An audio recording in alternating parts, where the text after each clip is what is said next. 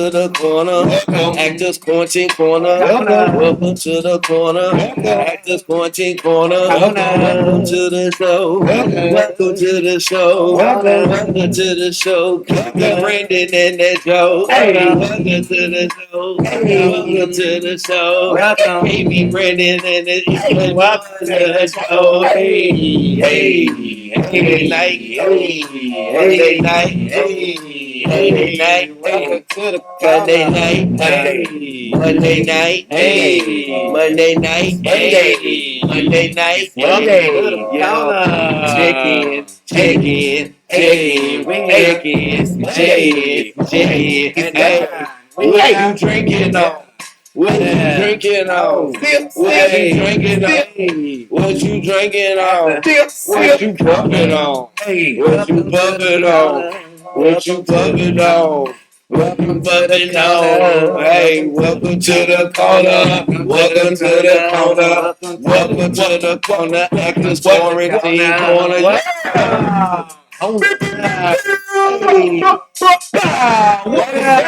It's another Monday night. Yes, Monday night. Oh my God. It is time for Actors Quarantine.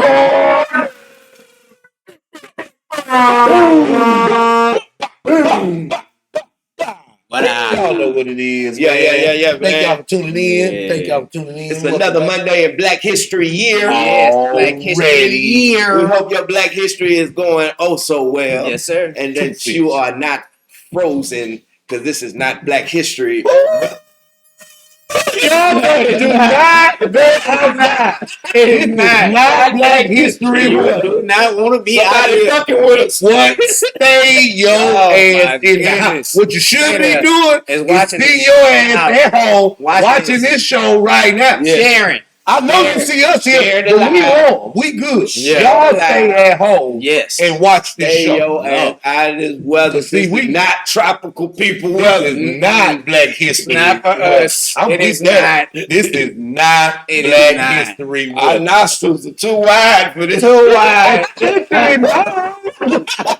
Like, come on. All that cold air just like now I need a whole not built for this. It's ashes and it cracks and it just need extra lotion. Man. Okay, we here, man. We back, baby. Yeah, so man, we got some dope things planned for y'all today, man. It's Black History Year, so we wanted to check in with the actual Black theaters all across the country. We've done it a while back when we were back in the garage. Back in the Jeep. That was at least almost 3, 4, 5 months ago. So a lot has changed since then. A lot of theaters have pivoted into doing different things. And so we wanted to check back in and give y'all a highlight of these theaters and let y'all talk with the people that are the founders, the visionaries, the managers, the theater, the artistic directors, the executives behind these places, and just get the firsthand knowledge of where they come from and where they're headed and where they're going. So man, y'all in for a treat. So if you know anybody that's interested in theater,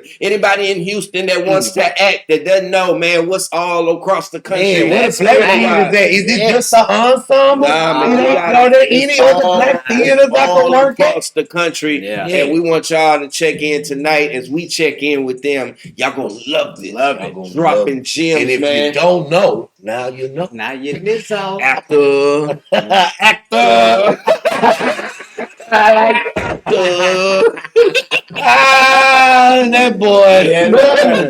That boy smooth. So man, let's get into it, brother. Y'all ready? Y'all tap in. Share the live right now. Share the live. We still dropping them gems every Monday. And share hit that cash, Hit that cash. Please do. Hit that cash. Better hit that cash. Hit the cash. Better hit that cash. And we need that cash.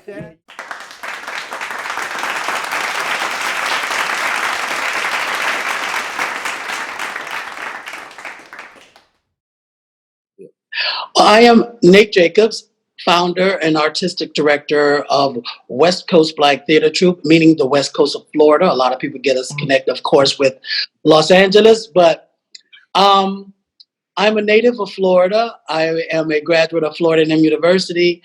Came here I thought for a moment of time to help a mentor couple who had started a predominantly Black private school in their church, and I came to teach art. I was not a theater major. I was fine arts major, and came here to do some art. And while at the school, just started to do some theatrical work with the kids, and kind of discovered a gift that I had with training performing arts and providing that kind of platform for young, kids of color. West Coast Black Theatre Troupe, I founded the company in 1999 after becoming a professional actor and seeing the amount of, what can I say, absence of people of color on stages here. I mean, Sarasota is the cultural hub of the state of Florida. We have the ballet, the symphony, the several theaters, and all that going on. And for many years, I was the only Black actor kind of like on the scene. And on that journey is when I realized it needed to change. We went, like I said, we're 21 years old. This year is our 21st anniversary. It's almost crazy to think. That's a long time, man. Yeah. Crazy to think that it happened. And to be honest with you, I look at it as a calling. I sat in the dressing room one night doing a run of a show at the Hattiloo Theatre, which is the Florida State Theater here, based in Sarasota, as part of the acting company. And I sat in the green room. They always did period pieces, so I always had some little slave or servant role that I would do as a part of the acting company. And most of the show, I sat back in the green room watching the monitor as the other actors perform. And this night, December 1999, I sat, and it's like destiny came next to me and said, you want to see the change on this scene, you're the one going to have to change it. And everything inside of me knew it. So a struggling artist at that time walked out the theater with this new assignment of this miracle theater planted in my heart. And no money and really no background in starting theater company. Definitely, I launched out. The community, we started off, and I don't know how much of my story you want me to get into right now at the introduction.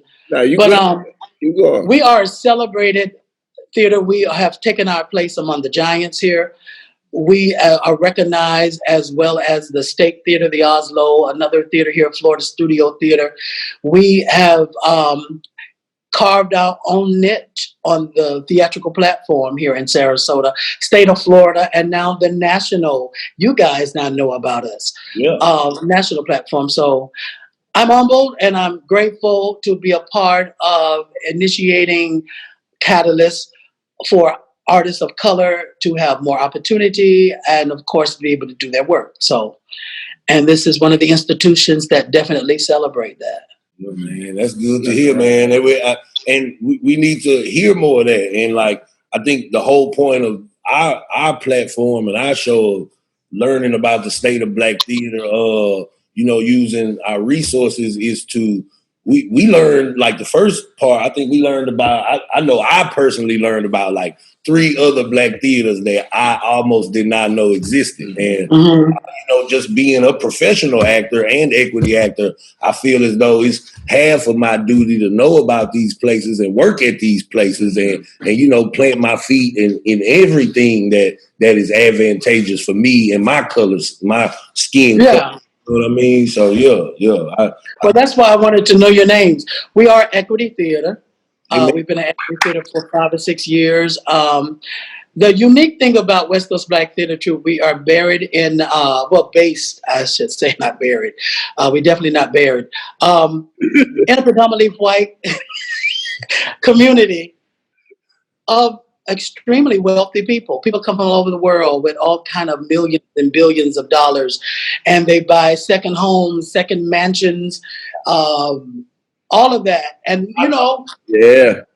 the clientele that come here, they love the arts. There are people from New York and big cities that's a part of the culture of their life. So I saw as an artist of color some years ago when I basically performed at other theaters, people would come up and say, where else can we find you? Where else do you perform? There was nowhere else because the theater that was supposed to be was living inside of me. I didn't know it. Yeah. I started that nomadic journey and I eventually corralled some people who were interested together. Most of the people I corralled didn't have any training. They were not degreed artists. I had to train them like I was doing in the school that I was working in. Yeah. And the community theater happened to get this guy to come into town. And he said, some years after I've been out there acting, he said, everybody in this town tells me you want to see black shows done and people of color on stage. I said, yes. He said, well, I'm not from Sarasota. This is one of the most separated cities I've been in. I do believe in diversity, and I'd like to help you do that. So he invited me in, and I started pulling people out of the black community from walking into grocery stores. Have you ever done a play before? Well, yeah, when I was in high school. And then put them in the studio, train them, show them how to show the head and how to play a scene. Yeah. And we started presenting. Hey. And the community was just like, huh? Because it was something they had never seen before. Now, I thought, now, I'm not really in the theater like that right now, although I'm on the road to start a theater. But there are black shows on Broadway, and y'all people go to Broadway. Why is this such a shock? Yeah. And the surprising thing was the core community, the people that ran the arts institutions. They gave me so much pushback. I mean, from the point of when I first started going into theater, we walked in one theater, first night of rehearsal in the theater. The community theater that invited me in, oh my God, we working for niggas? Then nobody tell us we were working for niggas. And I was like, who are they calling? And the boy looked at me in my face and said, didn't nobody tell us we were working with niggas. He was just in my face. I went to the box office and I called the producer and I said, we just walked in your theater and the first thing we heard is that nobody told us we were working for niggas. He said, Nate, you got to be kidding. I said, I am not kidding. And I said, the guy had the nerve to say it again. So I had him fired. I said, either he leave or everybody in here leaves. Now, they had been promoting the show, selling tickets and all that. I said, y'all can do whatever y'all want to. I said, we all walking. So, of course, they made the guy, fired him. And as he was walking out the theater, y'all gonna fire me over some niggas? History month, man. Bye. Yeah, bye. He had to get one more off. Shit. So that's how I started the journey. Today, we are celebrated. And the ones that are talking, they scared to talk because we're so public now. And the community just love us. We, although went 13 years without a home, we now own our own campus.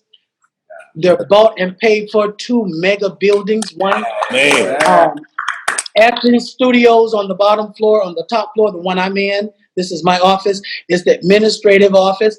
Then the other building is a 5-star theater that we just cut the ribbon on in February from an $8 million campaign from a community who watched a passionate artist, a passionate Black artist to be specific, sell to them the essential necessity for a platform like a Black theater platform.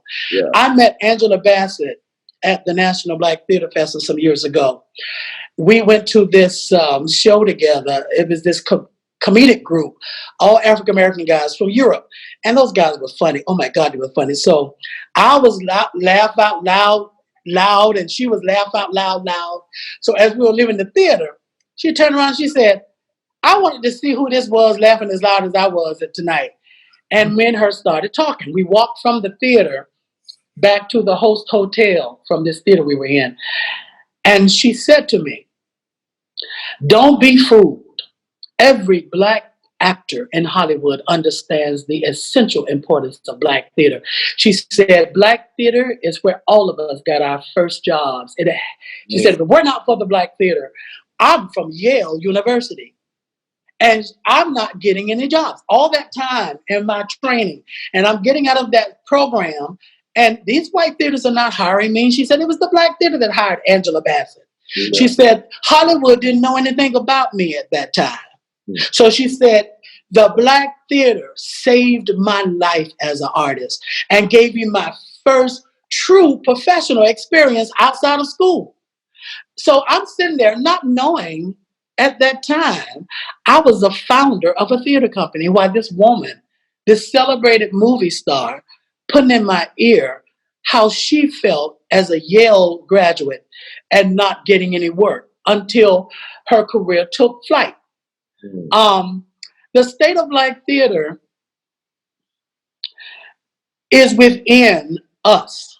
Yeah. When you told me you were in a garage, baby, that is Nate Jacobs. I'm in the parking lot of our theater campus right now. Okay, we're in the parking lot because until the people get comfortable of coming back into, because most of our people are older retirees that come here, they getting their second shots and all that. So hopefully in the fall, we'll be able to go back into our brand new theater that we had to kind of step out for a while into the parking lot. I've been telling artists, regardless of what goes on into the world, we are solid, powerful entities. A star is a light. A light shines. A light can even burn. They do some stuff with light that turns into a laser and can burn down a building with a light. That's the power we possess. We have a power that can go inside the human being and touch the heart, the spirit, and the soul. What we do with that power is up to the individual artist. It does not weigh on a pandemic. It does not weigh to whatever is going on in the world. Who are you? Why you keep waking up every morning and opening your eyes and walking into a world with the passion burning into your heart? Why is that? There is a reason why you are here. That's the reason why we're talking on this camera right now. There is a reason why you are here. Your job is not to be focused on watching CNN all day and then the people scare you till you're about to lose your literal mind. Your job is to discover why I woke up this morning. Okay, why I'm here. What am I supposed to do? Because whoever, God forbid, did not make it, I was favored. I was favored to wake up another morning. And this is what I want to do. So do it. That's real. Do with everything inside of you. If you have to start in a garage, you let the light burn because light is going to draw somebody. I came to this city and I didn't know how, as a black man come from Florida, number one, and we down south, okay? And that's a whole nother element that come with that, being a black man, period. Not even talking about moving out and talking about, hey, y'all, I'm getting ready to start an organization, right up in it. And they going like, who are you? What you mean you going to start an organization? And I was going to ask Mr. Nate, how important has the community, since you say y'all very invested in the community and they're invested in you, how important has the community been helping y'all through the pandemic and keeping y'all open and functioning? We went from, well, why are you calling it Black Theater? Why do you have to call it Black? And I was like, well, that's what is. Now, mind you. That's what we is.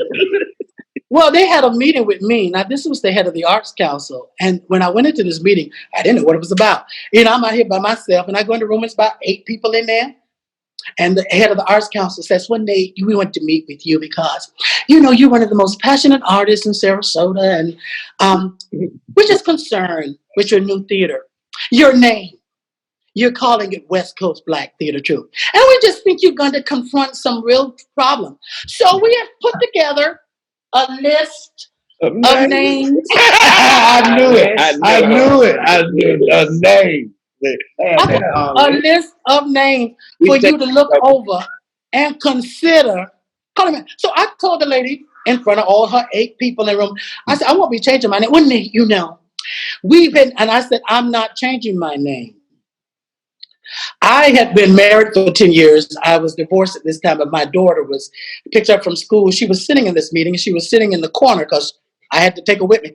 With her head leaned up against the wall, kind of asleep. And I'm in this meeting with the whole group. You need to change your name. So the first thing happened after the meeting was over. Well, just take the list with you and consider it and get back to us. Out of respect, I took the list and I left the meeting. First thing happened, I get in the parking lot, and the one black girl who I knew, she was here and in the arts, and she knocked on my car window. She said, "Don't you dare change your name." She said, "The most insulting thing in that meeting for you, Nate, is that they didn't even have the courtesy to ask you why you named your theater what you named it. You ain't no fool. There's a reason why you named it that." And my daughter, right before the door knock on the window, my daughter, 8 years old, got in the car, put on the seatbelt. She said, "Dad, don't change your name." And she went to sleep. Yeah, that's real. And by the time I looked at her, the knock on the door. So where we are now, they just raised this $8 million, the community, to renovate these 2 buildings. They come in our lobby. They stand in the lobby with me crying. Man. "Thank you so much Man. for bringing this to us. You're a gift." Because I put them plays on that stage. And I have a way, sometimes, and I'm going to say this before we hang this call up. We as a people, we have to understand, it's almost like when the children of Israel left Egypt, who had pushed them down and had them serving them all their life. And God said, "I'm going to take you out and I'm going to bless you with the riches of the folk who held you down." Amen. That is still the principle today. Yeah. What we have to understand is that what we do many times, and what I'm so glad I got the wisdom and the understanding to not to do, because I was tempted. We push the white community out of our doors, and this is a black thing. Y'all know we got this. We got this, y'all. Just give us that. Bye. This is a black thing. It's not a black thing. It's a humanity thing. We just got to carve our niche out in it. What I got, I don't know how I got it. I struggled for 10 years. 10th year, I was dropping my daughter off to her mama. This is, of course, after the divorce. And when the girl got the car, I couldn't even move. I was burnt out. I was tired.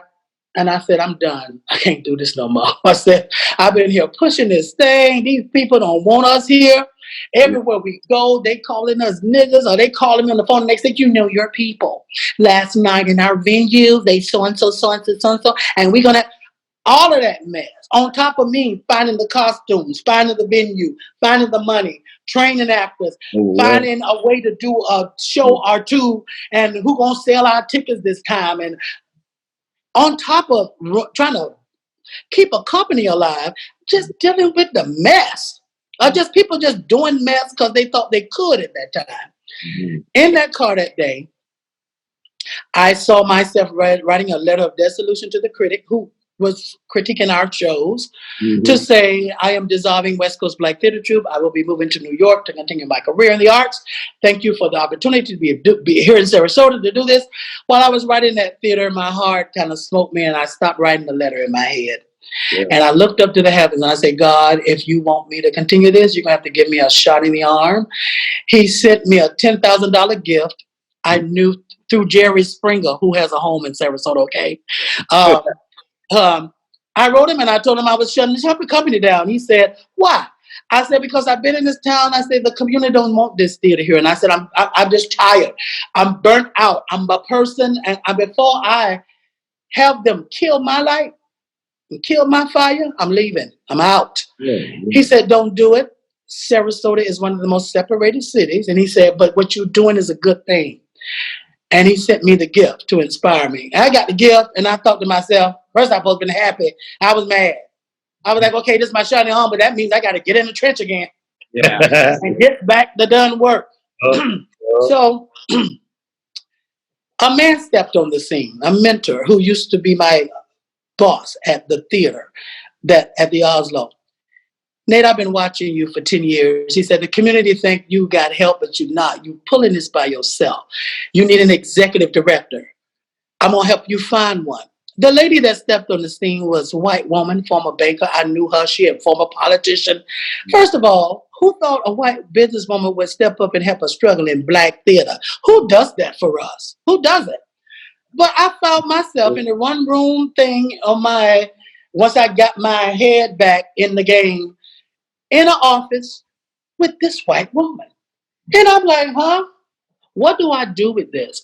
So she looked at me and she said, first day, I know what people have been doing for you. She said, everybody's been telling Nate Jacobs what to do to keep his company alive, and nobody's been helping you do it. It was a burden I carried around as a founder, so I started crying.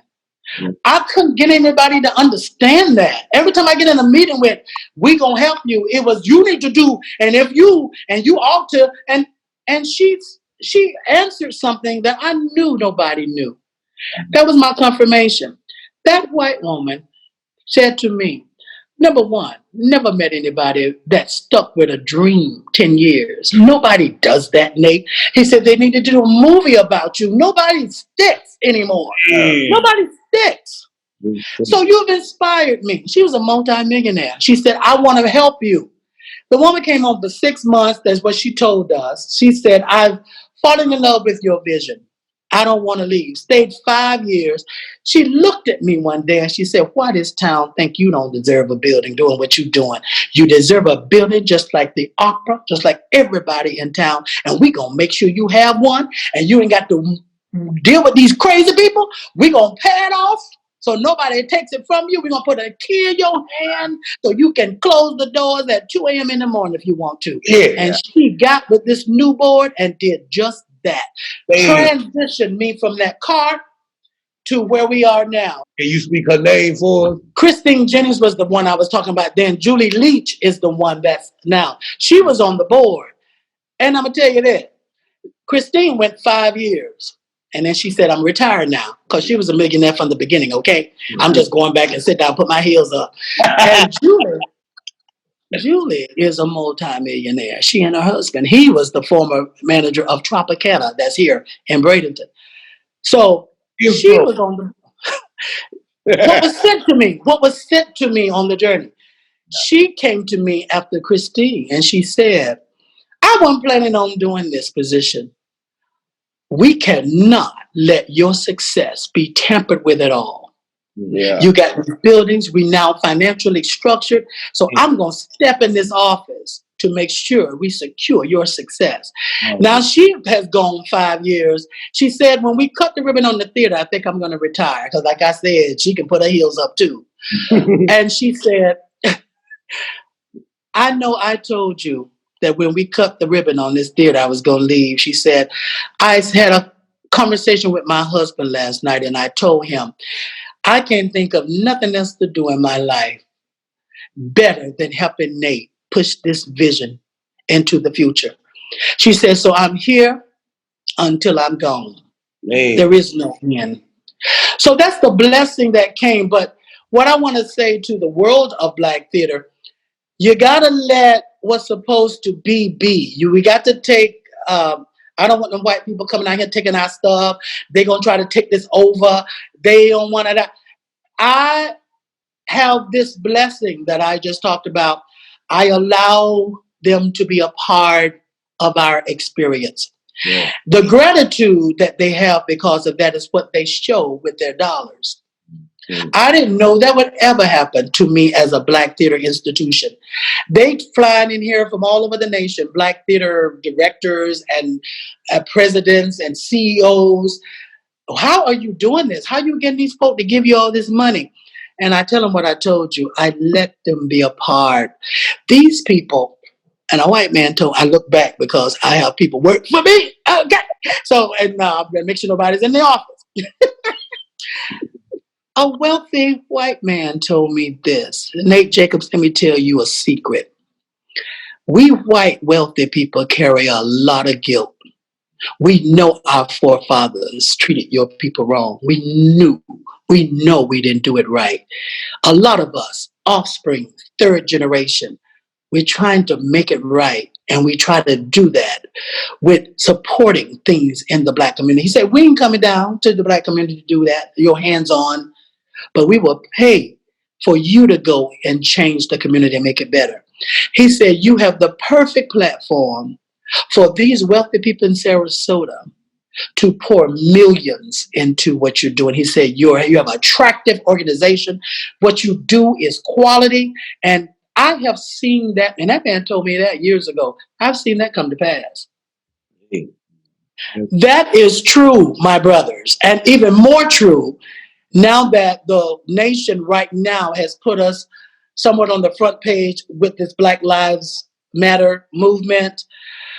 Why, every artist, you three that I'm talking to right now, if it means you sitting down and seeking a one-man piece that you do as a showcase piece to celebrate yourself at this time that we've been kind of on pause. I've been telling our artists everywhere, pick something, but do something to celebrate you and make people see you. Producers have to see you. I'm a producer. Every year we have about 100 people come through here for auditions, be it by, internet, or there's a good 70, 80 of them show up at our theater. We sit behind that table to be introduced to you, to see you. Whatever you bring in that studio is the only thing we see. If you don't bring your best self, we don't see your best self. If you don't bring your all self, we don't see your all self. We see whatever you prepare to bring in to see. Well, I don't know how I didn't get this job. Well, did you really bring your best self in that audition? Or did you just at the last minute run in there because who you are? You think who you are, how you look, and I can do whatever. And how could they pass me up? Look, they pass you up because what they were looking for, they didn't see because you denied them of seeing it, because you didn't prepare to come in there and be the light. That's real. And that's why you didn't get the job. How could they pass you up if you were the light? That's real. That's real, man. Thank you, Nate. Man, thank you, Nate. That's a word right there, Nate. We appreciate you, man. We really, really thank you, man. Yeah. And we're gonna do this again real soon. Yeah. So just stay tuned. Pop in every Monday again, or catch us on YouTube at Actors Quarantine Corner, man. We will be here, and let us know what you got coming up. So if you got any shows coming up. So we're opening very quickly before I leave, because I know I talked a lot. This is what I do all the time, so y'all have to shut me up. Just say, okay. So, you all right? I'm fine with it. We're opening up a show this weekend. Light Up the Night is called, and it's a celebration and homage to the 1970s male artists and their music. And it's an hour and a half nonstop concert performance in the parking lot of our theater during this time. Yes. So. Right. Cool. Man, that's dope. Right. That's dope, man. We'll be looking for all the auditions you got coming up, man. We thank you. That's right. That's why I was writing all those names. Thank you, man. There's Joe P, Brandon, Kendrick Brown, KB. We work. We work. I look forward to us working together. I got a couple of things that I'm going to be producing soon that I already see. The energy here could be phenomenal. People for that. Yes, man. So, but we are equity producing company and all of that. So let's work. Let's work. Let's do it. Let's do it. All right, man. Thank you. We appreciate you. Thank you for Have a great day. Corner, man. Peace. All right. Love y'all. Be well. Bye-bye.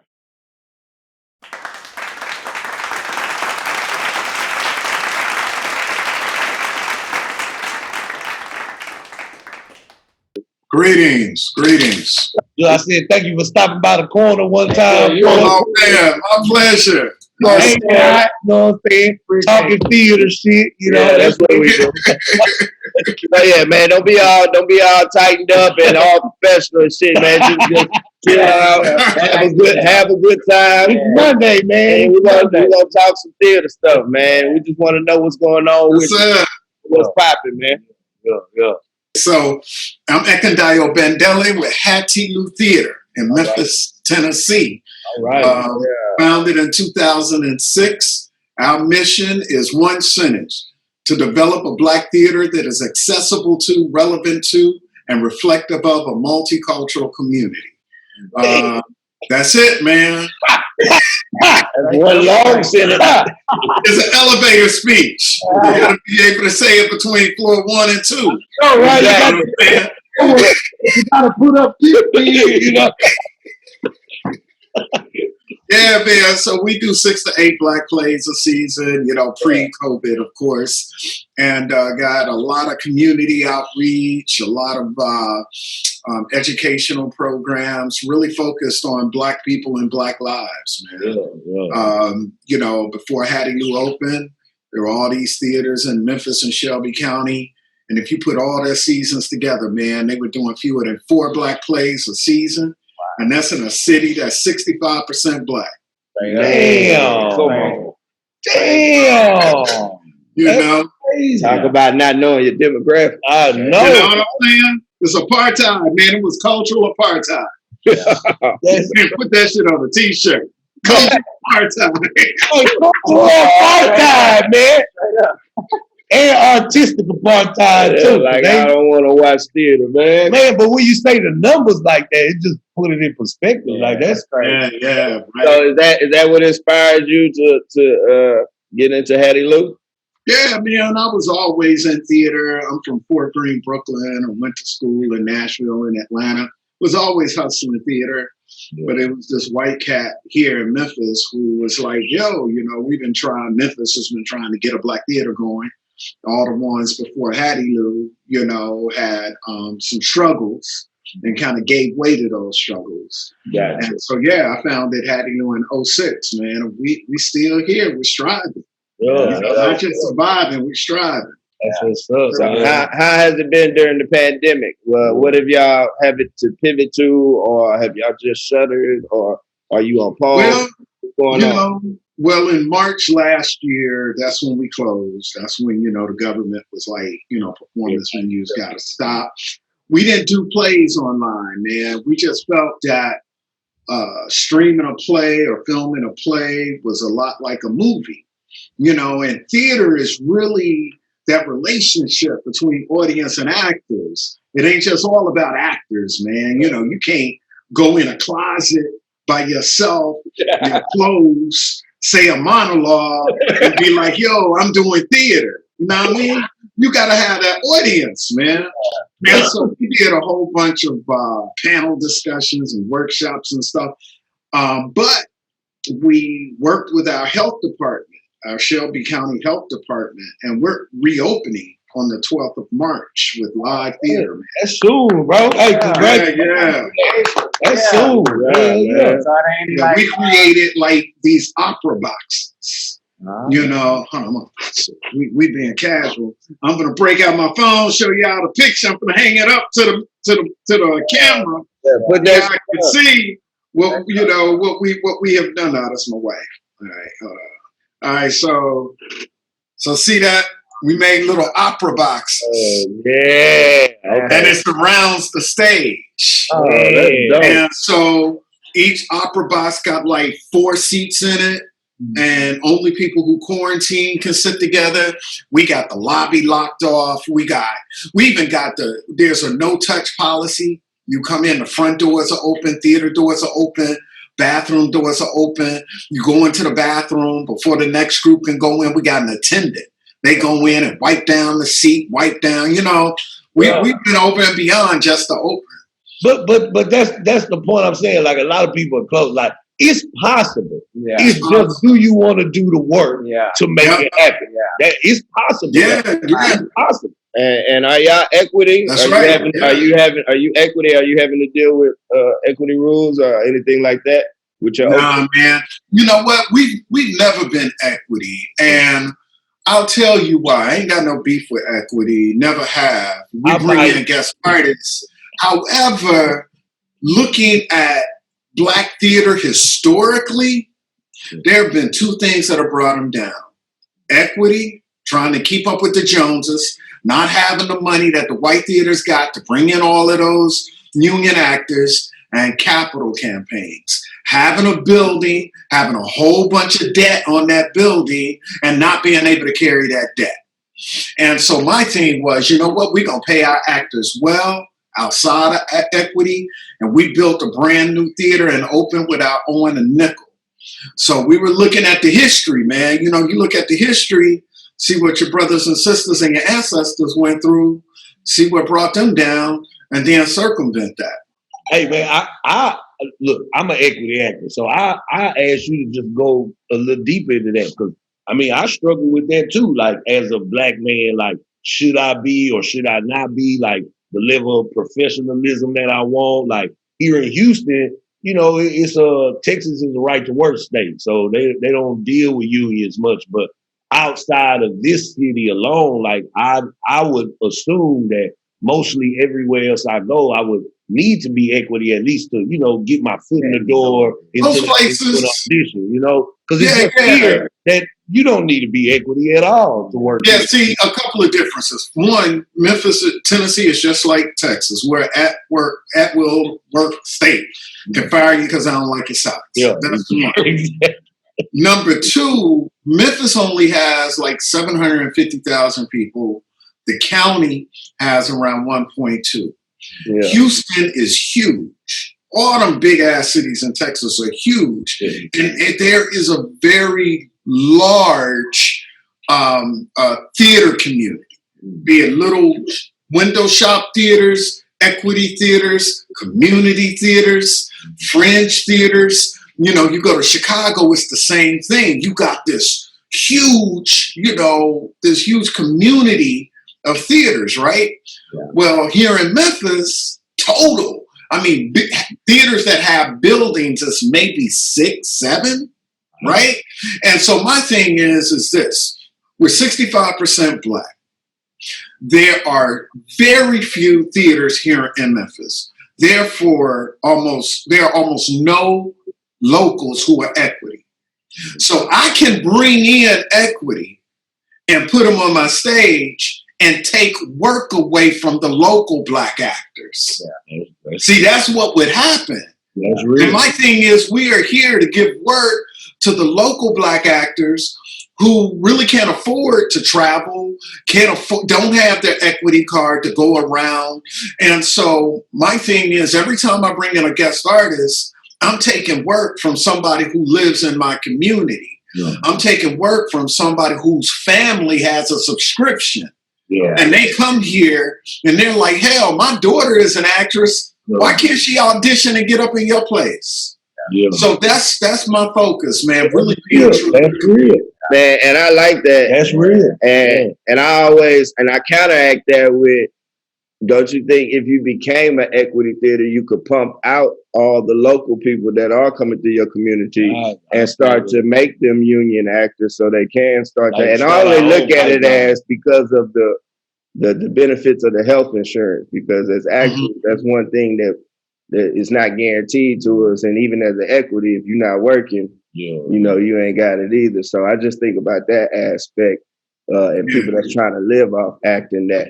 If Black theaters got into becoming the unions and then start pumping out more Black union actors, would that change things from that aspect? Not saying that your theater, because I think we need all type of theaters. I think we need the ones that are just focused locally for I want to work at all of them, equity or not. I want to work at all of them. I think you need the union. I think it's space and room for all of it. So, but check this out.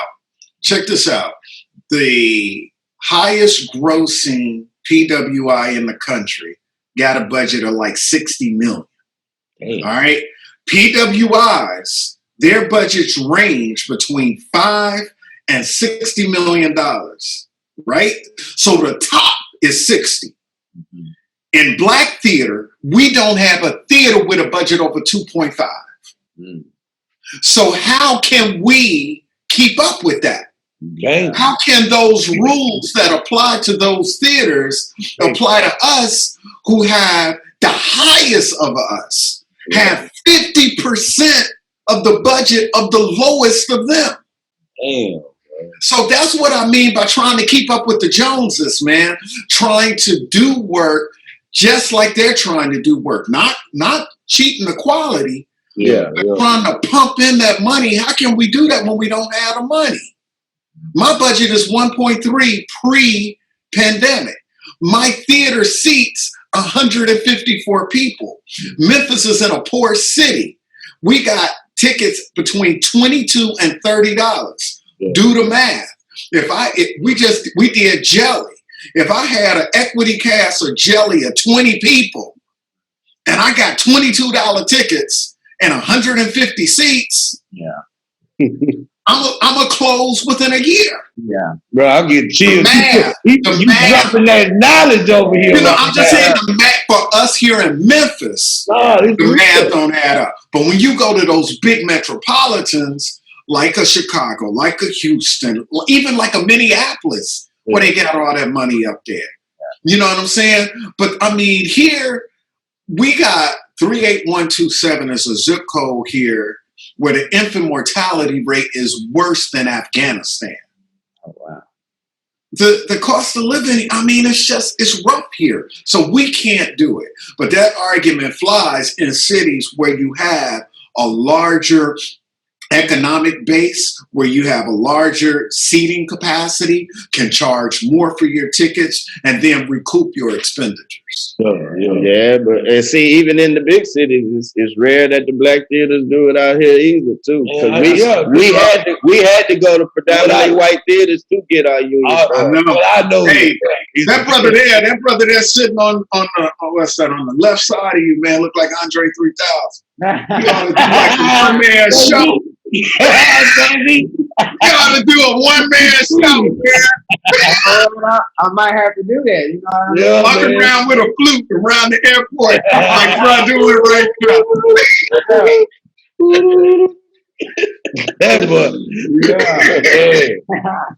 But I mean, I feel that, man. Like, my only idea is like becoming equity, and through the rigors or the ways of becoming equity, I only became that through these PWIs, not at a black theater. You know what I mean? Yeah.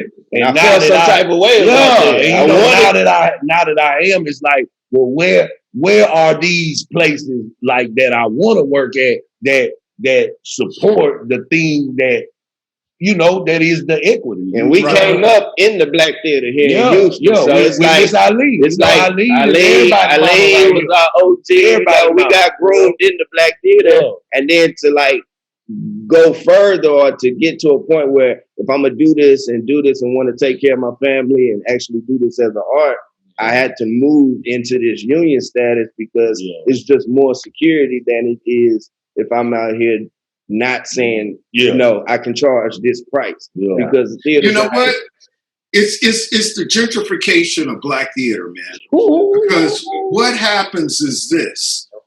You got these white theaters who file for these large grants. And on these grants, they say, talk about your diversity. And then they say, of our staff of 50, we got a black person in the box office. We got an Asian on our board.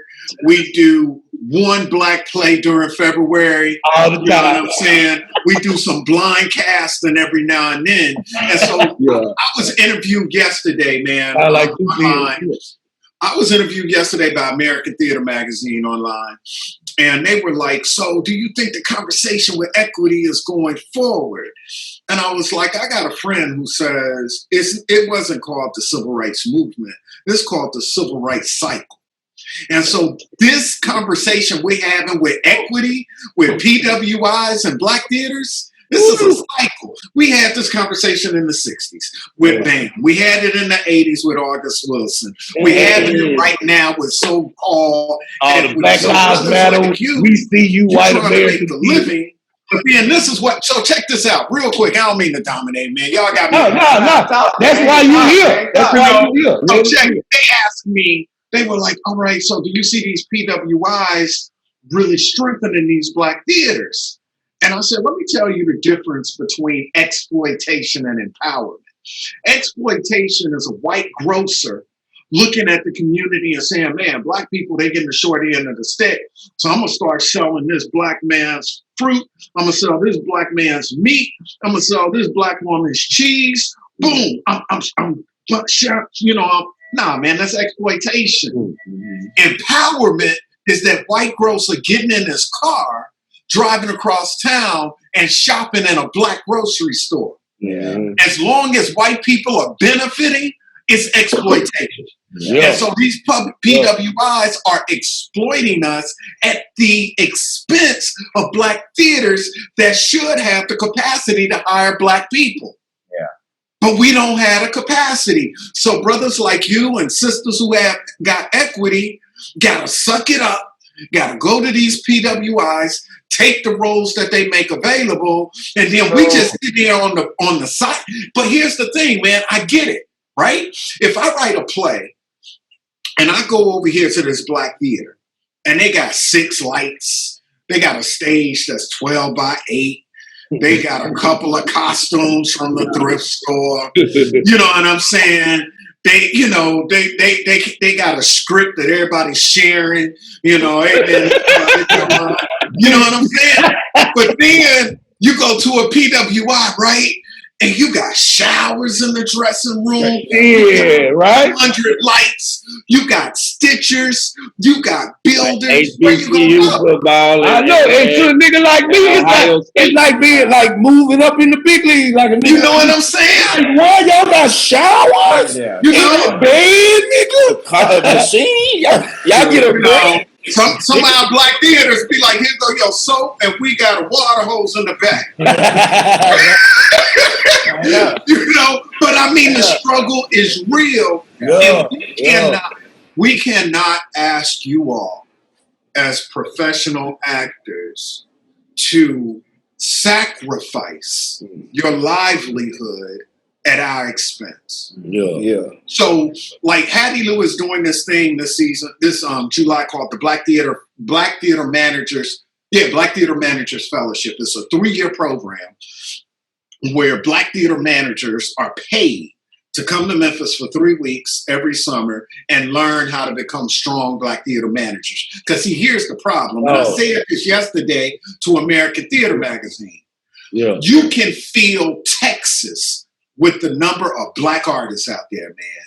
Black playwrights, Black actors, Black designers, Black singers, Black choreographers. Yep. You couldn't feel Podunk, Mississippi with the number of Black folk who can raise money to pay those artists. So we got this continent of Black talent and this little bitty ass community of Black theater managers who can raise the money. Because here's what happened. These Black theater managers come out. Bruh, man, let me tell y'all. The average pay, median pay of artistic director, a managing director, executive director at a PWI is somewhere around $250,000. Yeah. What? I ain't know that shit. Hold on. No. Hold on. A Black theater, bro. It's the alley, bro. No, but check this out. The median, I ain't on this spectrum, but the median of a Black theater, $23,000. Get the fuck out of here. So here's the thing, right? You graduate from an Ivy with a theater management degree. Where you gonna go work?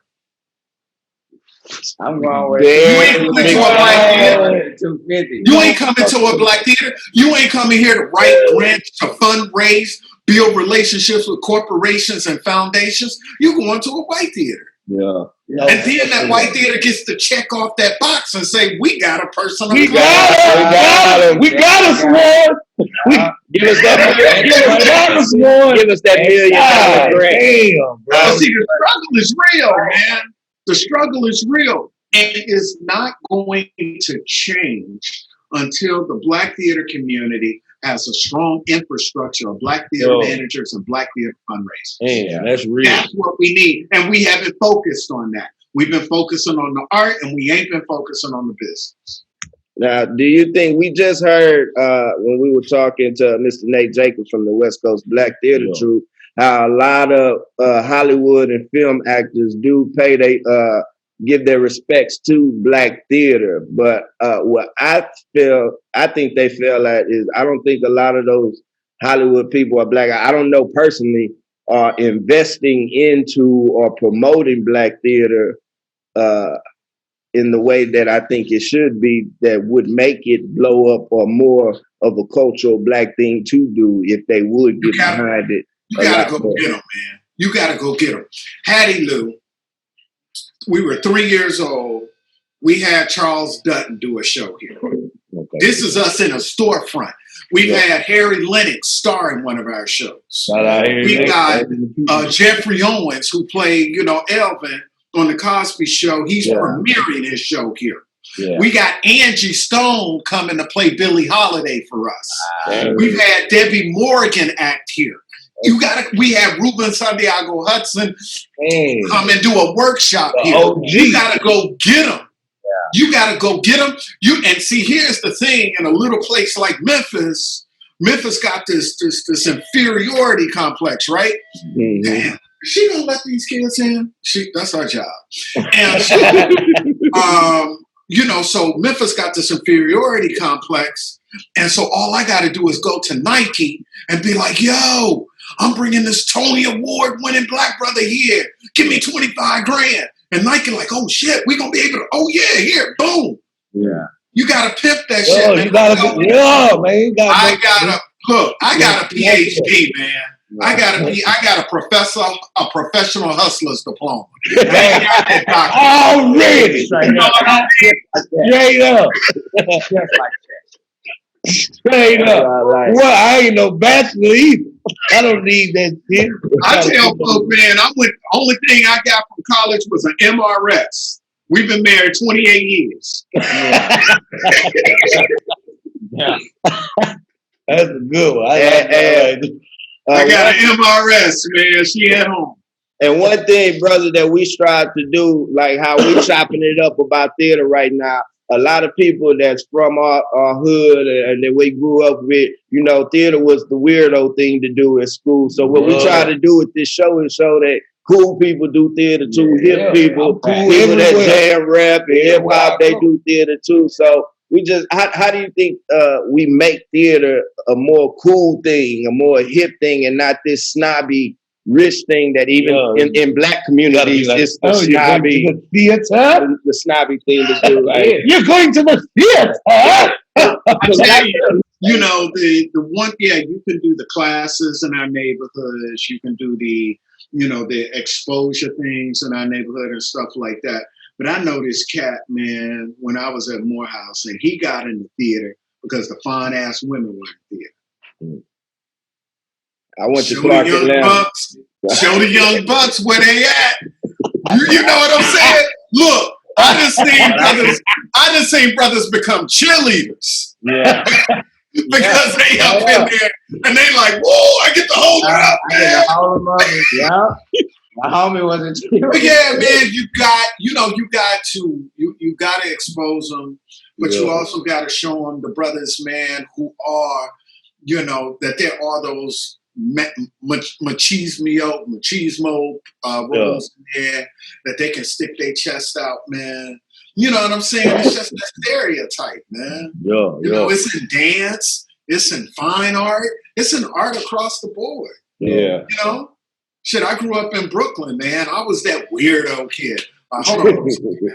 Hey, answer the door. See, that's a black theater for you. It's so true.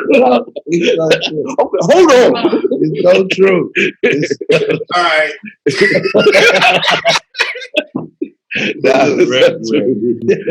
But man, we appreciate you, man. We could talk to you all day, man. We gonna grab everybody again. Trust me. We gonna check in. But nah, man, really though, man. We thank you for stopping by the corner, man, dropping any kind of knowledge you got.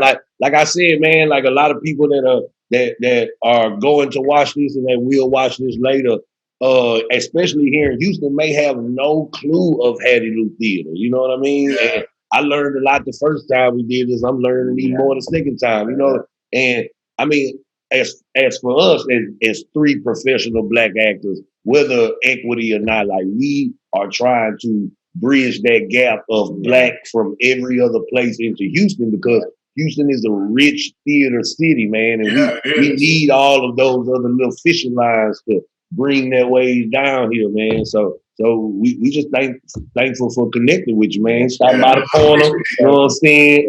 Thank you for having a real ass conversation. Yeah, man, a real conversation. We ain't had no typical bullshit. Man, We appreciate it. Talking this shit. You know, we just want to figure it out. Figure some All shit right, out. brothers. I appreciate it, man. Thank you, man. Andre. Yo, appreciate it, man. We gonna holler at you, man. I'll take care, bro. All right.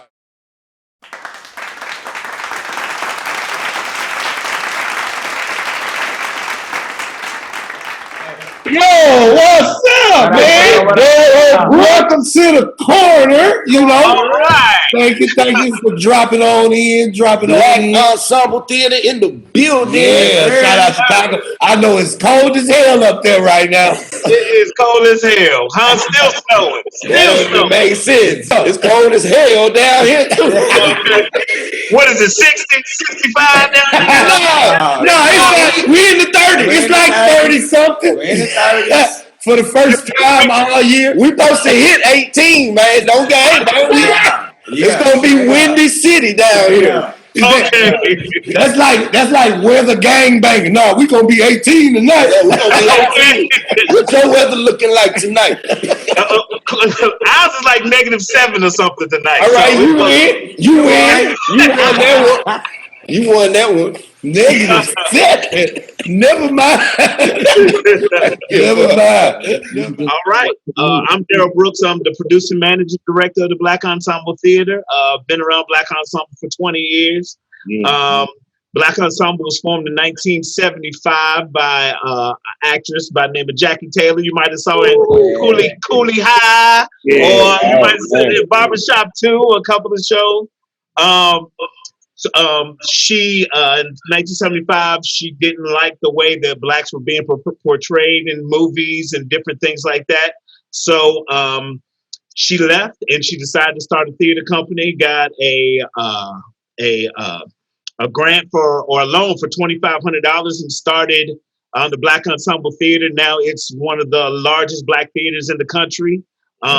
We just moved. 10 years ago, we moved into a $20 million facility. We've been here. Yes. And all with the underneath the umbrella of eradicating racism, which is our mission statement, through the theater arts. And so that's what we do. That's what we do, mostly through what we call edutainment. Letting folks know through music, because music binds everybody together.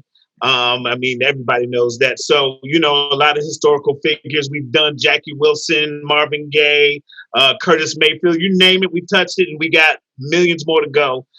So, I mean, that's what we do. I'm the producer, managing director, which means I take care of the budgets. I take care of making sure the productions have everything they need.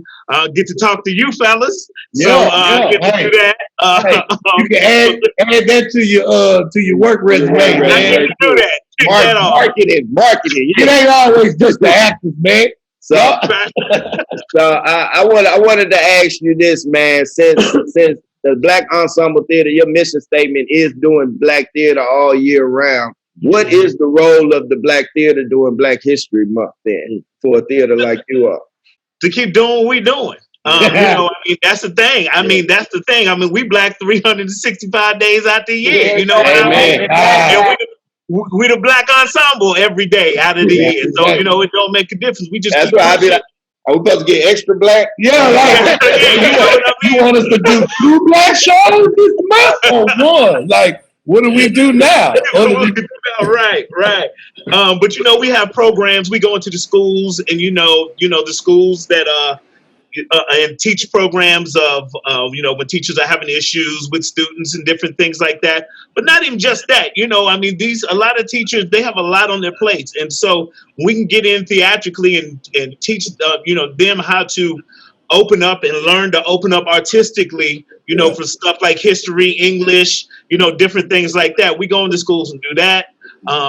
We also have our program where we take, you know, wards of the state, they like to call them, and they come in and we help build their confidence through theater and different things like that. We have all kinds of programs, along with our Plays with a Purpose program, which is, we call it PWAP, which is a series of shows that we do that are for elementary school students that show how to act in class, or we have one called Bobo the Bully. The other one we just had that comes out virtually called Remus and the Black History Museum. So I guess we do an Uncle Remus show down here. All right, The ensemble. Remus be getting Remus. He's still running, man. He that man. So that's what we do. And I mean with our programs and our shows, Black History Month, and like I said, in every other month, that's what we do.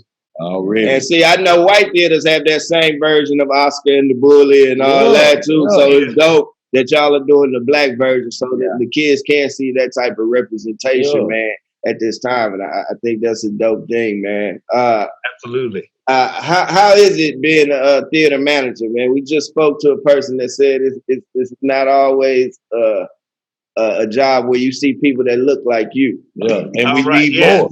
We basically, we need more. But you good with the money. It's tough because when you go to conferences and different things like that, you don't see a lot of people that look like us. But and then I go working in different places. It also gives you a sense of, it helps pull out your sense of pride, because in the end, I look out and say, hey, it doesn't make a difference. I'm still going to a black-owned establishment. Doesn't matter how you think of me or how you look at me. I'm going to speak my truth. I'm going to speak the truth of my organization. If you don't like it, that's just too bad. I'm going back to a Black organization that fights like hell to get funding, but we're not going to change who we are just to suit what you think, where the box that you think we should fit in. My hardest part about being a theater manager, well, it's easy for me, but hard is saying no. I say it so often that I have it on my door. Like, you know what I mean? Like, no. Daryl, can we? No. Like, no, gonna be your middle name soon, man. It is. So when I get an email, the emails that I get from directors and program heads and different things like this, before you say no, can we talk about? Can we say? Oh man. How is it that the white theaters are getting the bigger budgets over the Black theaters? You already know the answer. You know the answer. Because they Black. It's Black History Month. And especially here at the Black Ensemble, because we do all original work. Yeah. So we don't do the August Wilsons. We're not doing like the Lorraine Hansberry's. Not that we, nothing against it. You know what I mean? But she's just built this on all new work, and I think that's something that people don't realize about Black Ensemble. Like that's the pipeline. Like you are creating it from the ground up and sending it out into the world, like farm to table. Yeah, from farm to table, man. So when we don't fit into that mainstream, funders take a look at and they're like, oh, I have this white theater that is producing the whole cycle from August Wilson, or I have this other theater that's doing work, that's doing Black work, but we don't necessarily know what they're going to produce. They're going to go with what they know, because they don't know if we're going to be too radical. They don't know what we're going to do. Now, don't get me wrong. Okay, we do get a great amount of funding. We do get a good amount of funding, but not as much as a lot of white theaters here in Chicago that have the same operating budget. A few years ago, and Jackie Taylor's gonna kill me for saying this, regardless. But I went on a big rage campaign for the simple fact is they were a certain organization was handing out, giving out grants for organizations to go into the schools in the in the hood, like you know what I mean, and teaching their programs. You know what I mean? I know. Black Ensemble got $0. Wow. And what I think it got. what it said to me is that's the work that they're expecting us to do anyway. So we're trying to create. Why pay them? Why pay them? We're expecting. That's what you're supposed to do, you know. And then my big thing is that we can't do it without any money. So what I mean. So. Already doing that. Why would they come to you? But the question is, are you going to use the money and go do the thing that we are supposed to already be doing? Like, is that what you're doing now?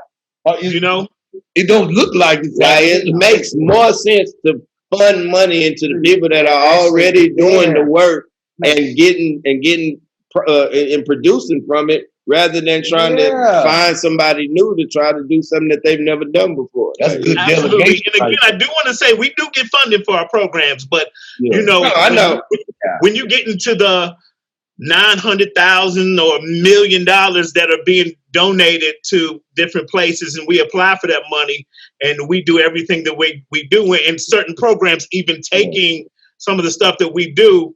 It kind of leaves a little bit of a bad taste in your mouth. You know what I mean? Hell yeah. And I'm definitely of the thought that I'm not trying to get a seat at your table because I have my own table. Yeah. You know what I mean? We have our own table here.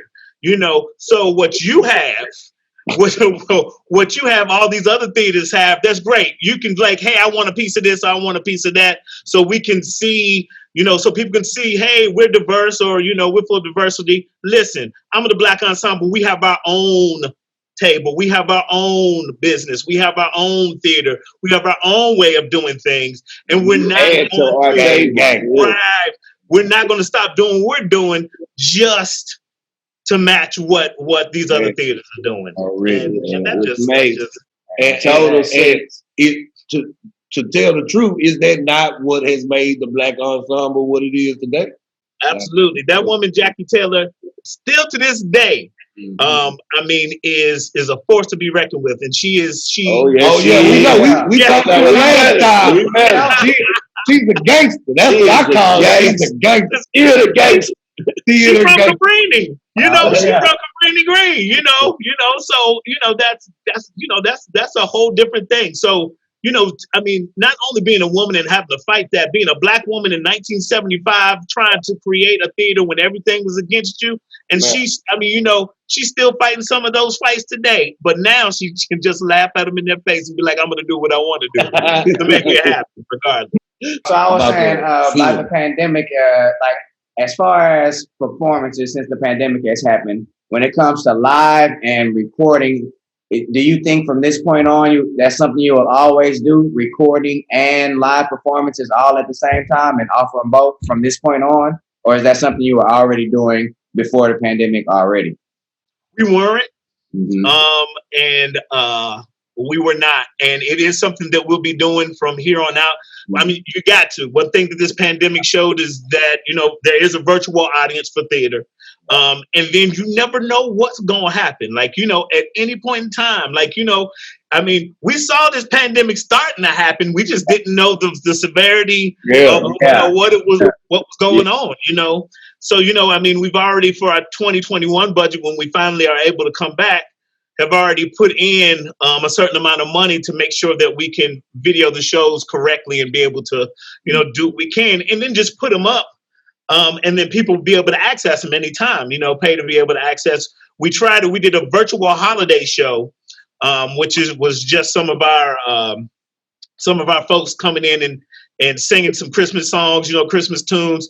And it did really, really well. So we know that there's a virtual audience out there for us. So we're making that plan to make sure that we have, of course, our live shows, but then also be able to put our shows online. And it should be easier for your theater because the way y'all set up, y'all do all original work, so y'all don't have to fight through too much red rights and all that. Well, we do have rights because we still have to get music rights. Because, like I said, we're doing and if you ever want to ask Jackie Taylor about, and I hope she don't kill me for this, but you know, the only person I ever known to get into a battle with Barry Gordy, and that's all I'm gonna. Barry Gordy and win, and that's all I'm gonna say about that. Man, she's a gangster. That lady is a gangster. Barry, you gonna give me these songs? Hand it here. Hand it here. Hand them here. Like, yeah. You know what? That do bring me to my next question, though. Do you think, since you're going to do both live and virtual, do you think that is going to affect your live audience? Do you think more people are geared to it, or you don't? Yeah. No, and the reason why I don't think that it will is that 9 chances out of 10, our what's going to be on a video, what's going to be online are shows after they're already produced. Gotcha. You know what I mean? So they'll be after they're already produced, and then I think it'll be a limited time. You know what I mean? 2-3 weeks you'll be able to access it, and you know, and then that what it is. That you know that'll be what it is. And plus, I mean, I'm not sure that we're gonna make the price tag too much cheaper than what it is than just come and seeing a live show. Hey. You know, I always. But they're right. I might as well go. Yeah, straight up. Well, come on down. Come on. You can buy it and watch it. You can buy both of them. Shit. Really? So, yeah. Show it to somebody at home after you done came and saw it already. I don't care. Plus, you know, there's nothing like live theater. There's nothing like just being in, the seats and getting all that experience, stuff. Man. It's an experience. And you can film it all you want. It still ain't gonna feel like the real thing when you watch it. It's just right. You are watching theater. You're not experiencing theater. Right. Ken, before we get you out of here, can you tell us what y'all got coming up that people can check out, even if it's something online or anything like that? Well, one of our shows that we're doing that we just recorded, actually, Remus in the Black History Museum will be up virtually for that. We're also, we have a program here called the Black Playwrights Initiative, where, it's our writing program where new and burgeoning artists here in Chicago, are writing and going through a process. They also write shows for Black Ensemble too.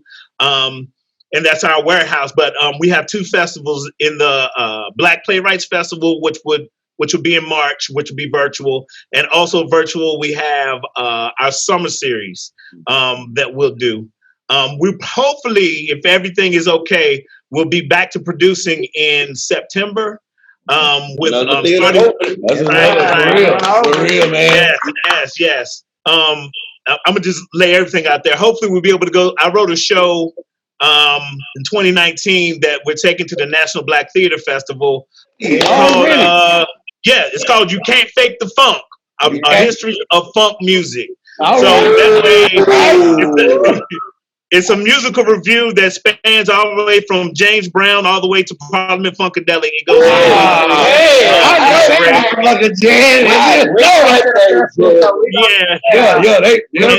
They'll be there, man. And then closing out the year, Miss Taylor's writing a show in September. We're not sure what that is yet. Still working on that. But then closing out the year, because we had so much success with You Can't Fake the Funk. I've been sanctioned to be able to write Earth, Wind, and Fire. So we'll close out our season with the Earth, Wind, and Fire story. So, good, Shout out to Darren Brooks for the Funkadelic. Man, I need to bring some of that shit down to Houston. Go ahead. Call Eileen and tell her we need these shows. Earth, Wind, Fire. Y'all call Wind, Earth. All right, well, what I need y'all to do is I need y'all to find some money. Start a GoFundMe or something, huh? And bring us on down there for it. How about that? I'm with that. If you spend an hour with us a week teaching us how to find money, and we'll do that. I like that idea. I like that idea. Yo, Darren, man, we thank you for stopping by the corner, bro. It's been a pleasure. Thank you, man. Appreciate it, man. And stop by anytime. We'll be catching back up with y'all again soon, man. So it's all love. We're family now, man. Yeah. Thanks a lot. Come on, knock on the door. We'll open up the window. You can come on in. Hey, don't tempt me. Don't say that. Hey, you never know. Come on down. I'm one of those. It's warm down here. Not today, but it's warm down here. Typically. All right, y'all. Take care.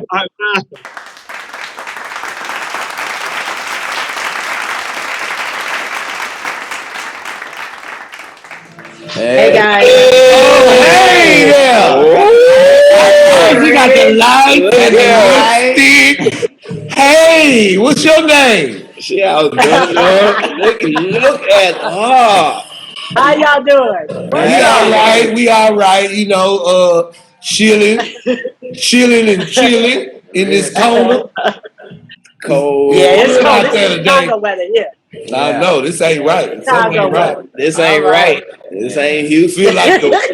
Feel like something's wrong with the world today. I'm not gonna make it. I need to get in the house. I need a different jacket. It's not good. It's not good. Well, y'all look like y'all dressed warm enough.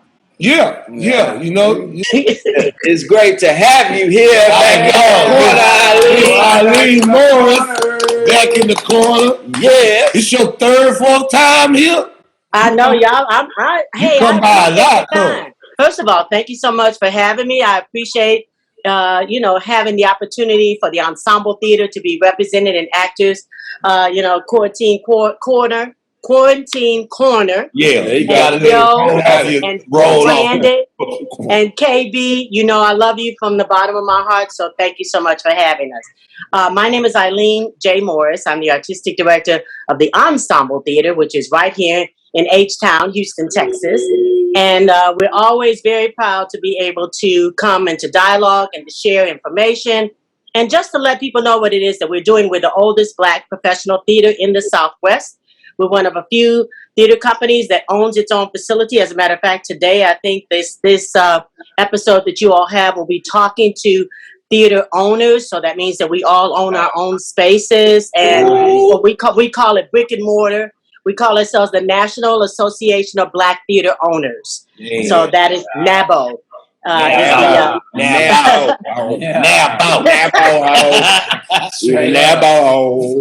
We NABO. Yep. So that's who we are, and the Ensemble Theatre is blessed to be able to be a part of that. And we're glad to be here.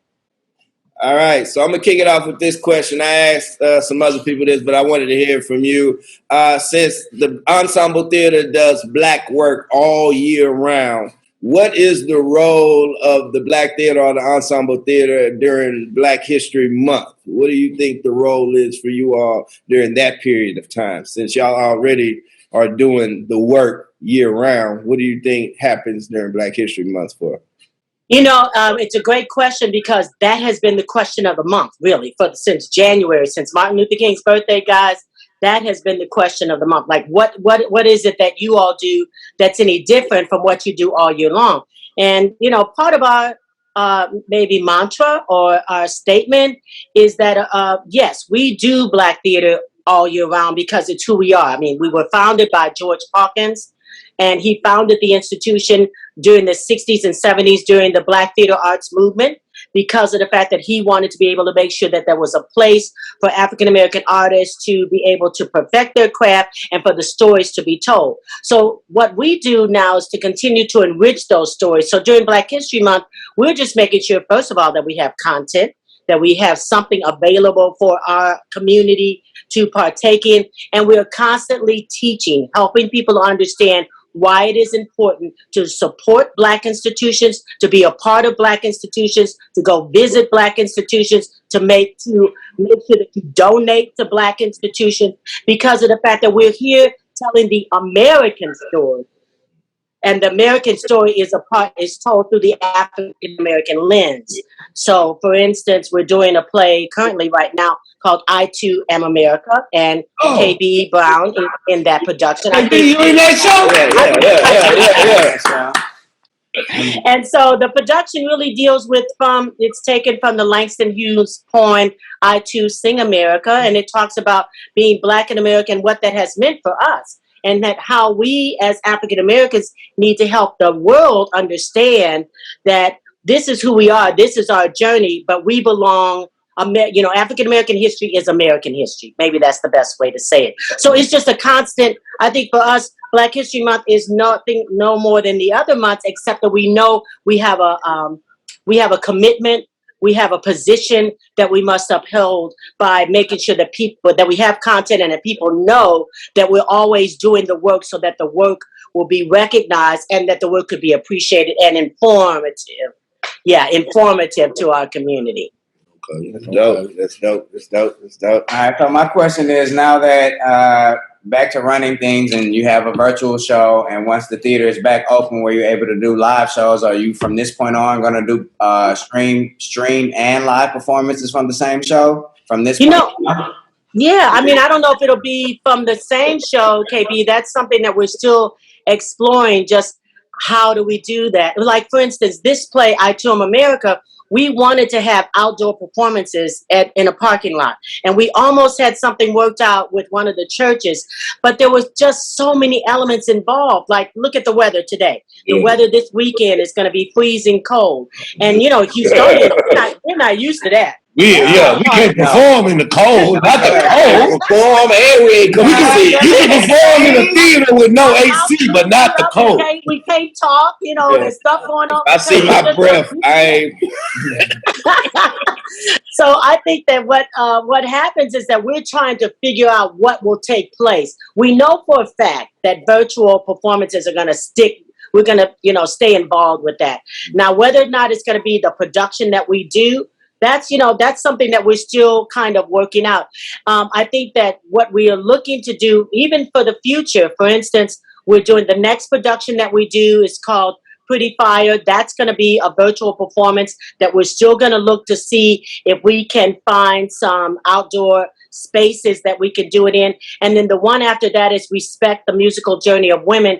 And so that one, we're prayerful that will be in-person performances with limited seating. And so, I think that whole, we've learned, if nothing else from COVID, that we all have to take a pause, and that even though the best laid plans of mice and men are things that we're working out, you still sometimes have to retract and kind of figure it out based on what is happening in the world. So I think that that's exactly what the Ensemble Theatre will continue to do, continue to try to figure out how we're going to strive to be impactful to our community and to our artists as well. Yeah.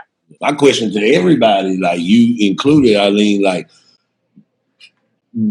should you have both platforms open, like live in person and virtual shows, like, but should it be separate content? Like you have a whole stream of virtual things that you can see, and you have a whole stream of live and in-person things. Like, is that a better route, or like is that a good? Are you saying like a season of virtual shows and a season of live and just running them at the same? Yeah. I mean, right. I mean, that creates we're small staff, and so that creates a whole nother kind of commitment that staff has to make sure that we do. And we're kind of doing that now, if you really look at it. Yeah. I mean, we are doing all virtual performances, but we're having to do the main stage shows. We're having to rehearse in person. So the only thing that's missing is having that extended run where the audience is coming to the theater. We're still having to promote the things, do press releases, send out e-blasts, put it on Facebook, and then still doing our virtual content. Because right now we're doing the virtual performance of I2. We're doing a conversation on equity, diversity, and inclusion. We're doing acting classes for monologue preparation. We're doing youth performances. We're doing residencies in the schools, and we're doing performances that we've already taken virtually in the schools as well. So we're really doing a combination of both anyway. And then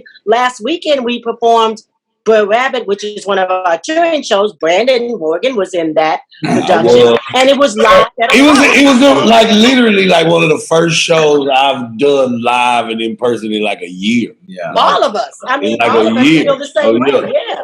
I wasn't tripping. I was like, "There's some people out here, So Yeah. So I think that's why I think it's a combination of both. We're going to do them both. We're going to have a main stage season of plays where people can come into the theater, and we're going to have virtual performances that people can go online and do that, because it's still going to take some time, right? They're saying pretty much that we still got another year, even though, we're really working toward getting the vaccine and making sure that we continue to keep our bubble and keep ourselves and our community protected. I think for the world to get closer to what it was before we started this a year ago, it's going to take, they said, almost another year or so. So, That's real. Hey, don't get discouraged. It's gonna be great. Hey, I just want to go back to work. I just want to act on the stage in front of people. That's it. I know, in front of people. I mean, well, yeah. You gotta say the whole sentence now, right? On the stage in front of people. Yeah, because you can be on stage. You definitely be in rehearsal process now. You just know people. So Ali, what is next for the ensemble? What's next? What are the ideas or plans or extreme crazy ideas coming or in thought for the ensemble? What's next? Well, we got a lot of things that's happening for us, which been truly blessed. If you didn't know, and I'm sure some of the other theaters might have talked about it, the Black Seed, which is a national funding source that's being filtrated through the Billie Holiday Theater, Dr. Indira Edwa, is the one that's coordinating that. They have just given these millions of dollars out to different arts organizations across the country, Black institutions. And so these Black institutions are being able to do various different projects. The Ensemble Theatre has been very blessed that we got supported for that project, the Black Seed. And so we are going to be doing a New Works Festival, a new playwriting festival that'll be as a result of that funding from the Black Seed, as well as we're going to create our own ensemble app. So those are the two things that we wrote the grant for, so that the Ensemble Theatre could, be productive, be a leader in the field.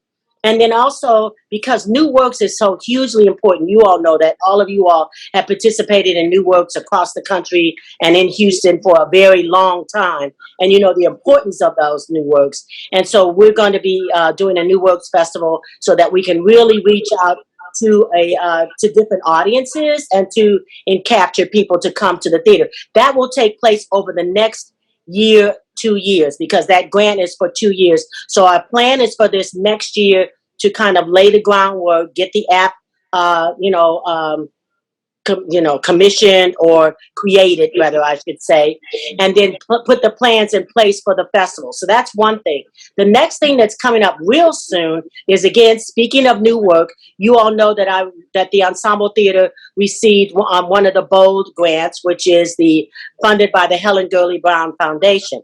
So that grant was a 3-year grant, and it ends in May. But we also just found out that we have been extended for another 2 years, which is a blessing, which means that for another 2 more years, we'll be able to support our women, female artistic directors. We'll be able to hire and continue the support of an artistic associate or artistic director, associate artistic director, hire more female designers, and commission a musical by a woman. So we've commissioned a musical by a woman, Miss Melda Beatty, and KB, and you all may know her because of the fact that we did one of her plays, Front Porch Society, about 3 years ago, and then we took it to the National Black Theater Festival. So Melda Beatty, out of Chicago, is writing a play about the Lawsons, Reverend William A. Lawson and Mrs. Audrey H. Lawson. Wow. And so it's close to our hearts. Yeah, man. You know, we are so excited about doing this play because we know that Houston needs it, the world needs it. So she's writing it, and that play is going to be doing a staged reading, and a 29-hour equity staged reading in April. So April 9th, I believe, to the 11th, April 16th to the 18th, and I think the performance will be on the 18th. And some of you all know this young lady, Shirley Jo Finney, is going to be coming in. She directed the play Green Book for us, and she will be directing that play. So that's where we're going to kind of get that out into the world. We'll have a chance for our artists to really dig deep into that. And then prayerfully, it will be a part of the Ensemble Theatre's upcoming 45th season. Because guess what, guys? We're 45 years old. Yeah, shout out 45. Not the Donald Trump 45. Not that 45. No. So the real 45. So the Lawson's play will be a musical? It will be a play with music. Okay. Play with music, yeah. So because first of all, music is a part of who we are anyway. It's ingrained in our being as African Americans, and you can't go through the journey of the Lawsons where they courted for 2 years. I'm sure you all heard this story. They courted for 2 years, and all they did was letter write, and they only saw each other like 4 or 5 times, and one of those times was when they actually got married. So we're going to look at the courtship and then when they came into Houston. So this play is set against the backdrop of their courtship, but against the civil rights movement. And music is all up in that, right? Yeah. So that's part of why we, and then part of what the Bold Foundation assists us in doing is supporting new work, but especially musicals. So Mrs. Lawson and Reverend Lawson, this story is just absolutely beautiful. I know my family's all intertwined in this story, so it's a beautiful thing, man. So you over from your folks are from St. Louis then? Or my mom's people. Okay. From out that area. All right. Yeah, absolutely. And then the next thing that we're going to do that I think is also exciting, again, this is part of our 45th year. So, we're coming out with a blast as much as we can. Yeah. We're going to be doing the collaboration. Remember the collaboration I talked about the first time that I was on your show was that we're going to do a world premiere about Maya Angelou called Phenomenal Maya. Yes. And that's written by Nambi E. Kelly, who writes for The Chai, and she's written Native Son and a lot of other things that she's written. So she's writing that, and that collaboration will go first to the North Carolina Black Rep, and that'll take place for them in I think October of 2021. And then it'll go to Hattiloo Theatre, and then it'll come to the Ensemble Theatre. So we just hollered at Hattiloo Theatre. Shout out to them. That's right. Yeah. So that's kind of the things that we're looking at for next year. In addition to our regular season, more discussions about EDI, more conversations, more classes, and then just figuring out how we continue to merge together this wonderful world, this wonderful virtual world that we've been ingrained with, over this past year. Yeah. Like right now, even with I2M America, we did a collaboration with the Museum of Fine Arts. So you could see like John Bigger's pieces or, other artists' pieces, and you see ensemble artists dancing or singing or doing spoken word in front of those pieces. And, to me, that's what art is all about. It's the shared journey that you take, and it's different experiences that you have from it. So I'm going to just backtrack a little bit. I just got to ask, because I think this is like the second time I've heard this today about the equity and diversity and inclusion. Like, as Black theaters, do we need that training when we are the people who want the equality and the diversity and the inclusion? Are you the one giving the training?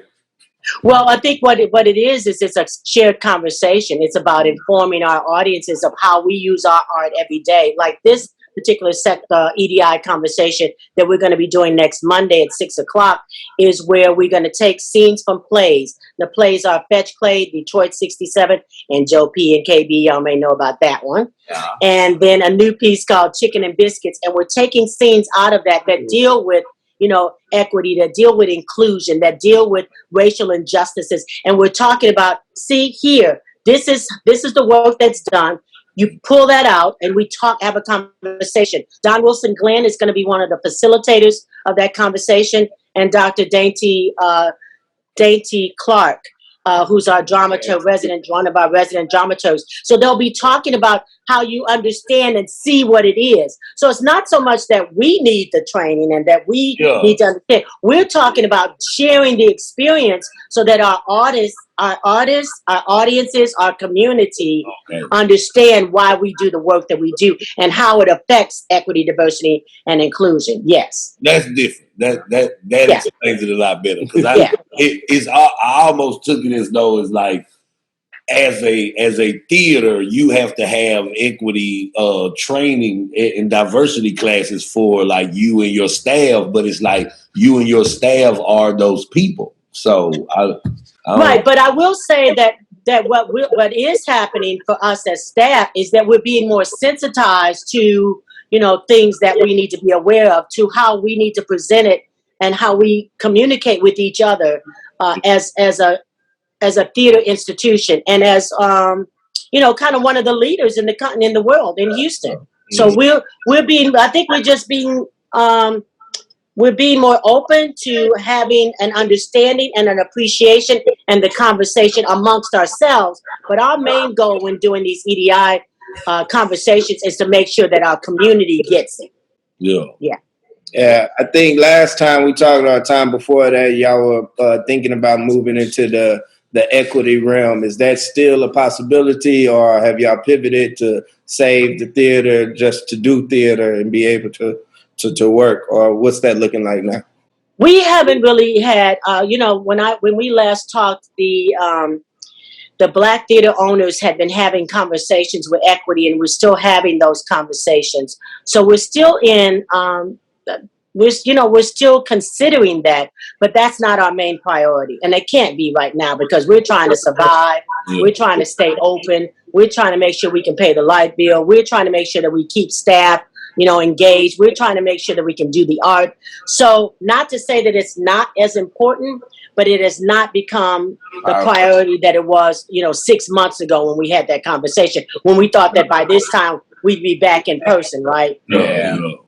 So it's I think that I can safely say that it's still a conversation that's ongoing and that we will continue to have as we continue to explore just where we are and what things mean. I mean, I don't know if you all do know that our executive director, Ms. Jeanette Cosley, retired from the I was going to ask you about the new one and how you feel. Well, the search is still going on. We don't have we don't have a new executive director, and so that search is still ongoing. And so that is something that is also a priority for the theater, is just making sure that we get our executive leadership settled so that we can go about the business of doing what we need to do for the institution, for the theater. Yeah. Okay. Yeah, I was glad you answered that. I was going to ask about if that position had been filled. So. Not yet. Be prayerful, everybody. If you teach me right now, I'll do it. Teach me how to do it. I'll come do it right now. I want that headache, man. We just talked to everybody about the business side. Nobody have any really good things to say. Oh, really? Well, being black and doing business. It's just hard. It's hard work, though. You know what I mean? It's not easy to do any of this. And even though I'm an artistic director, I still have to do the business part of it. I have to create the budgets and understand, the things that it takes in order to make the theater the ebb and flow of the institution. So it is hard, and it is hard doing it and being black. Yes, but we talked to some about this, the theater manager side, and just the ones that have to find the money for black theaters, and they just talked about how that's the scariest role. You don't see many black people in that role that are out here trying to fund money to these black theaters, or funnel money into these black theaters, or just that position. So. And I think part of it is because they have to understand, and that's not saying to them, I'm saying to the world, that black institutions deserve the same, again, equitable sense of being able to be funded consistently, as as in the same numbers as other institutions, and that's what we have to look at. Yeah. Man. Well, happy Black History. Happy Black History Year. It's Black History Year. Hey, we thank you. We thank you for giving us an update on the ensemble and just letting everybody know what's coming up. We love that y'all are tapping into this new way. I love the app idea. I know the young people should definitely get into that. Definitely if y'all have some dope content on there. So, hey, man, we can't wait to see what y'all got coming forward, man. We love you. I love y'all. Well, bye-bye.